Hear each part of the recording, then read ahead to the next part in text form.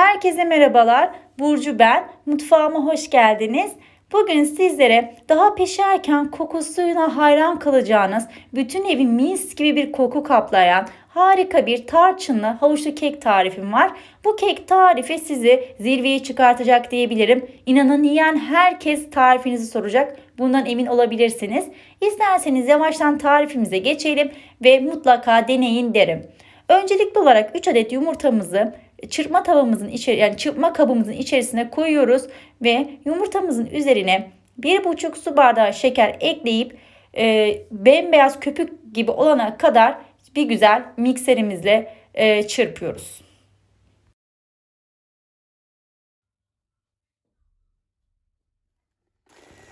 Bu aşamada kekimi ben bir 3-4 dakika kadar güzel bir şekilde çırptım.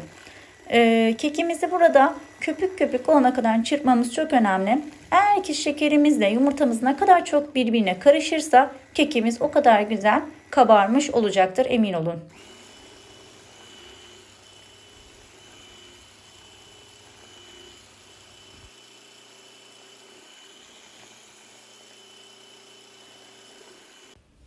Evet, görmüş olduğunuz gibi kekimizin yumurtasını ve şekerini çırptıktan sonra diğer malzemeleri tek tek içerisine ekleyeceğiz. İlk olarak ben yağını ekleyeceğim, sıvı yağını. Bir su bardağından bir parmak kadar eksik sıvı yağ ekleyeceğiz içerisine. Onu da bir güzel çırptıktan sonra üzerine bir su bardağı kadar sütümüzü ekleyeceğiz. Ve onu da bir güzel şekilde çırpacağız.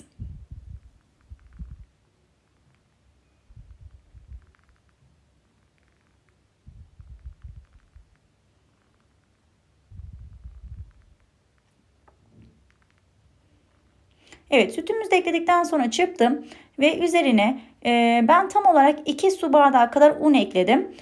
Bu tarifimde 2 su bardağı kadar un kullanıyorum. Normalde diğer kek tariflerimde ben 2,5 su bardağı kullanırım. Fakat bunun içerisinde hani ceviz olduğu için, meyveler de olduğu için 2 su bardağı kadar un yeterli olacaktır.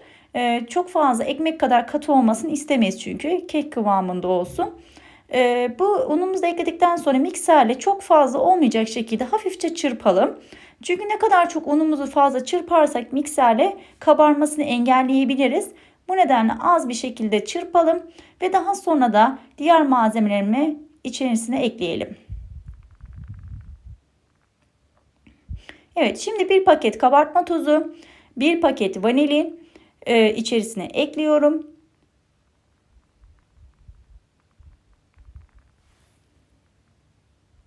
Görmüş olduğunuz gibi 2 adet havucumuzu kullanacağım. Havuçlarımızı öncelikle rendeliyoruz. Ve rendeledikten sonra 2 adet havucumuzun hepsini içerisine koyuyoruz.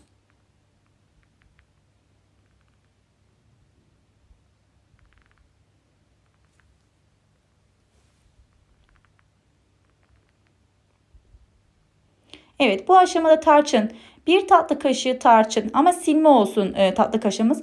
Bir tatlı kaşığı tarçınımızı ekledim. Ve cevizimizi de bir bardak, yani bir su bardağından bir parmak eksik de ceviz ekledim.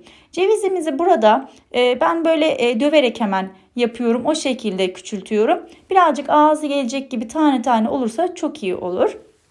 İşte bu kekimizin aslında en güzel tat veren kısmı burası. İçine katacağımız portakalı. Ben bir portakalın kabuğunu üzerine bu şekilde rendeliyorum. Siz de rendelerken direkt kabın üzerine rendelerseniz daha güzel bir şekilde hiç israf etmeden rendelemiş olursunuz. Böyle kabuğunu iyice yıkayın ve daha sonra kekimizin içerisine rendeleyin. Enfes bir koku verecek ve tat verecek, emin olun kekinize. Herkes bu portakalın kokusuna zaten bayılacak. Pişerken dahi eviniz mis gibi kokmuş olacak. Evet, daha sonra tekrardan mikser kesinlikle kullanmıyoruz. Bu şekilde benim gösterdiğim gibi kaşıkla karıştırıyoruz. Bu aşamada birazcık hafif size katı gelebilir hamurunuz. Ama meyvelerle beraber sulanacaktır hamurumuz. Evet, gördüğünüz gibi bu şekilde bir kek kalıbım var. Ben kek kalıbımı sıvı yağ ile her zaman yağlıyorum. Ve mutlaka hiçbir zamana kekim kabıma yapışmadı. Öyle söyleyeyim sizlere. Yani kekim hemen çıkar, yani hiçbir zaman kek kalıbına yapışmaz. Şimdi onun püf noktalarını size vereceğim. Nasıl çıktığına dair. Bu arada benim videomu buraya kadar izlemişseniz mutlaka bir yorumunuzu bekliyorum. Emoji olabilir. Herhangi güzel veya herhangi bir yorumunuzu bekliyorum. Çünkü inanın sizin yorumlarınız benim için çok değerli ve çok kıymetli. Bunu da bilmenizi istiyorum. Çok güzel bir şekilde her yerine ama hiçbir yerine kaçırmadan bir güzel yağladık. Yağladıktan sonra hazırlamış olduğumuz kekin hamurun içerisine bu şekilde döküyoruz.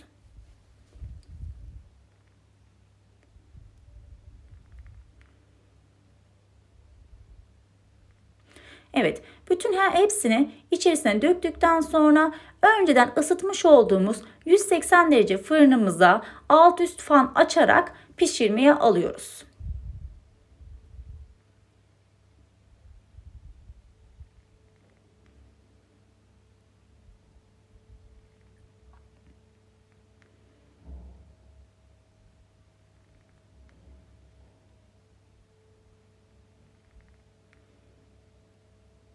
Evet, şimdi fırınımız ısındığı için ben kekimizi fırınımıza götürüyorum. Evet, gördüğünüz gibi kekimiz pişti. İşte şimdi kekimizi kalıbından çıkarmak için size çok güzel bir püf noktasını vereceğim. Ben her zaman da böyle yapıyorum. Kekim çıktığı gibi sıcakken hemen servis edeceğim tabağı ters çeviriyorum. Ve bu şekilde hemen çevirdiğim gibi kesinlikle kımıldatmadan kek kalıbını bu şekilde yarım saat bekletiyorum. Yani soğumasını bekliyorum. Asla bu aşamada kekin kalıbını kaldırmaya çalışmıyoruz. Bakın yarım saat kadar tam bekleyin. Soğusun iyice. Hatta havalar soğuksa balkona koyun, daha çabuk soğuyacaktır. Bu şekilde bekletiyoruz ve kaldırmak için uğraşmıyoruz. Kekimiz yarım saat soğuduktan sonra bakın soğumuşsa eğer hemen bakın ben böyle eliyorum bakıyorum soğumuş ve hemen kaldıracağım. Şimdi göreceksiniz ilk kaldırmamda ufacık böyle ufak dokunuşlar vurduktan sonra kaldırıyorum. Bakın bu şekilde hafifçe vuruyorum ve vurduktan sonra kek kalıbımı kaldırdığım gibi inanın hiç yapışmadan hemen kalkıyor. Bakın gördüğünüz gibi. Yani hiçbir şekilde burada önemli olan nokta acele etmeyeceğiz ve kekimizi sıcakken kaldırmaya çalışmayacağız. Soğusun, soğuduktan sonra hemen çıkacaktır kek kalıbımızdan. Evet gördüğünüz gibi çok güzel bir kekimiz oldu. Tarçınlı, havuçlu ve mis gibi portakal kabuklarıyla harika bir kekimiz oldu. Yani şöyle söyleyeyim sizlere. Bizim çocuklar ve biz hepimiz bu kekimi çok seviyoruz. Mutlaka eminim siz de çok seveceksiniz. Kekim hakkındaki yorumlarınızı mutlaka bekliyorum. Yorum kısmıma yorum yapmayı ve beğeni yapmayı unutmayalım lütfen. Denemenizi tavsiye ederim. Harika, favori bir kekiniz olacak. Öyle söyleyebilirim. Şimdiden sizlere de afiyet olsun. Herkese iyi günler diliyorum.